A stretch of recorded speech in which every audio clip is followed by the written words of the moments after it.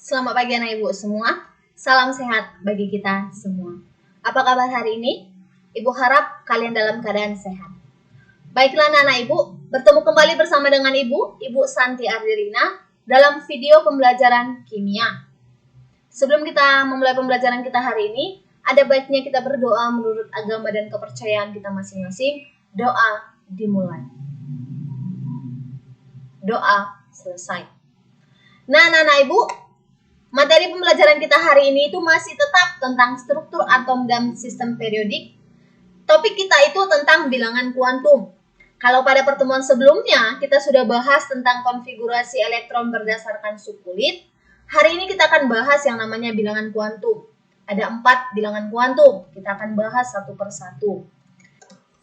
Namun sebelumnya, kita harus tahu kompetensi dasar dan indikatornya. Kompetensi dasarnya mengkolerasikan struktur atom berdasarkan konfigurasi elektron untuk menentukan letak unsur dalam tabel periodik. Sedangkan indikatornya adalah menentukan bilangan kuantum suatu elektron dalam atom.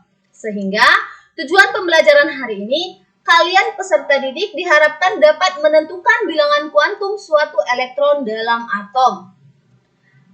Dasar konfigurasi elektron. Konfigurasi elektron adalah susunan elektron pada orbital elektron. Dalam teori atom, mekanika gelombang untuk mengetahui posisi elektron dalam suatu atom orbital elektron diperlukan 4 bilangan kuantum, yaitu bilangan kuantum utama ataupun N, bilangan kuantum azimut ataupun L, bilangan kuantum magnetik ataupun M, dan bilangan kuantum spin ataupun S. Nah, bilangan kuantum utamanya itu menyatakan tingkat energi elektron dalam atom. Jadi nanti kamu lihat, kalau dia kulit K itu N-nya 1, kalau dia L N-nya 2, kalau dia M N-nya 3, kalau dia N N-nya 4, dan begitu selanjutnya sampai kulit ke-7. Kemudian bilangan kuantum azimut ataupun L itu menunjukkan subkulitnya. Ingat, kulit terdiri atas beberapa subkulit. Ada subkulit S, P, D, dan F. Jadi kamu lihat apa subkulitnya. Untuk subkulit S, itu L-nya sama dengan 0. Subkulit P, L-nya sama dengan 1. Subkulit D, L-nya sama dengan 2. Subkulit F, L-nya sama dengan 3. Nah, yang ketiga adalah bilangan kuantum magnetik. Ya, suatu subkulit terdiri atas orbital-orbital yang dinyatakan dengan bilangan kuantum magnetik. M sama dengan negatif L sampai dengan positif L. Ya, kalau tadi kita sudah lihat bilangan kuantum azimut ataupun L, maka bilangan kuantum magnetiknya itu adalah negatif L sampai positif L. Nah, lihat contohnya. Untuk subkulit D misalnya, bilangan kuantum azimutnya adalah 2. Maka bilangan kuantum magnetiknya dimulai dari negatif 2 sampai positif 2. Jadi ada 5, ya kan? Negatif 2, negatif 1, 0, positif 1, dan positif 2. Begitulah untuk subkulit S, P, dan juga subkulit F. Dan yang terakhir adalah bilangan kuantum spin. Itu menyatakan arah rotasi elektron. Jadi dia ada 2. Ada yang nilainya negatif setengah, itu tanda panahnya ke bawah, dia berlawanan arah jarum jam. Dan ada yang nilainya positif setengah, itu tanda panahnya ke atas, yang searah dengan jarum jam. Oke, kita perhatikan contoh soalnya. Tentukan keempat bilangan kuantum dari 2S1. 2S1, maka kita lihat dulu bilangan kuantum utamanya, N-nya. N-nya adalah 2, karena nomor kulitnya adalah nomor kulit 2. Kemudian bilangan kuantum azimutnya, L-nya sama dengan 0, karena subkulitnya adalah S.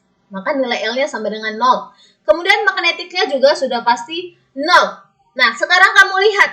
2S1 berarti elektronnya itu ada 1. Maka yang terisi elektron itu hanya 1. Tanda panahnya hanya ke atas. Karena tanda panahnya ke atas, maka nilai S-nya adalah positif setengah.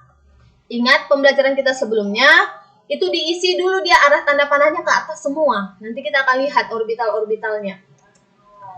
Oke, contoh yang selanjutnya 3P5. Ya kan? 3P5, N-nya sama dengan 3 karena nomor kulitnya adalah 3. L-nya sama dengan 1 karena subkulitnya adalah P. Ingat, P, L-nya sama dengan 1. Nah, karena L-nya 1, maka M-nya itu kemungkinan ada 3. Dari negatif 1, 0, atau positif 1. Jadi kamu gambarkan dulu orbitalnya, kemudian kamu isi elektron, arah tanda panahnya ke atas dulu diisi. Ke atas terisi sudah 3, jumlah elektronnya ada 5, baru kamu isi dengan rotasi ke bawah, 2 lagi. Nah, elektron terakhir berhenti di orbital 0, maka nilai M-nya sama dengan 0. Nah, karena arah tanda panah yang terakhir itu ke bawah, maka nilai S-nya sama dengan negatif setengah. Oke, contoh yang selanjutnya, untuk 4D9, maka N-nya sama dengan 4, nomor kulitnya 4 ya. Kemudian L-nya sama dengan 2, ingat subkulit D itu L-nya sama dengan 2, sehingga M-nya itu kemungkinan dari negatif 2 sampai positif 2, berarti ada 5 kemungkinannya. Nah, kamu gambarkan dulu orbitalnya sebanyak 5. Setelah itu kamu isi elektronnya, ingat jumlah elektronnya itu ada 9. Nah, kamu isi dulu ke arah tanda panahnya ke atas. Sudah ada 5 ya, karena orbitalnya ada 5. Setelah 5 terisi penuh ke atas, baru kamu buat arah tanda panahnya ke bawah. Supaya 9 berarti 4 lagi. Nah, dia elektron terakhirnya berhenti di orbital positif 1. Maka M-nya adalah positif 1. Dan arah tanda panahnya itu ke bawah. Maka nilai S-nya adalah negatif setengah. Ya, itu dia tentang bilangan kuantum. Ibu rasa cukup mudah untuk dipahami. Ada 4 bilangan kuantum utama, bilangan kuantum azimut, bilangan kuantum magnetik, dan bilangan kuantum spin. Ibu harap kalian bisa mencari informasi ataupun pelajaran tentang bilangan kuantum di buku-buku ataupun di internet sebagai media untukmu untuk lebih memahami lagi tentang bilangan kuantum ini. Jangan lupa kerjakan juga soal-soal yang sudah Ibu berikan. Baiklah anak-anak Ibu, sampai di sini pertemuan kita. Sebelum kita akhiri, ada baiknya kita berdoa menurut agama dan kepercayaan kita masing-masing. Doa dimulai. Doa selesai. Sampai bertemu kembali pada video pembelajaran selanjutnya.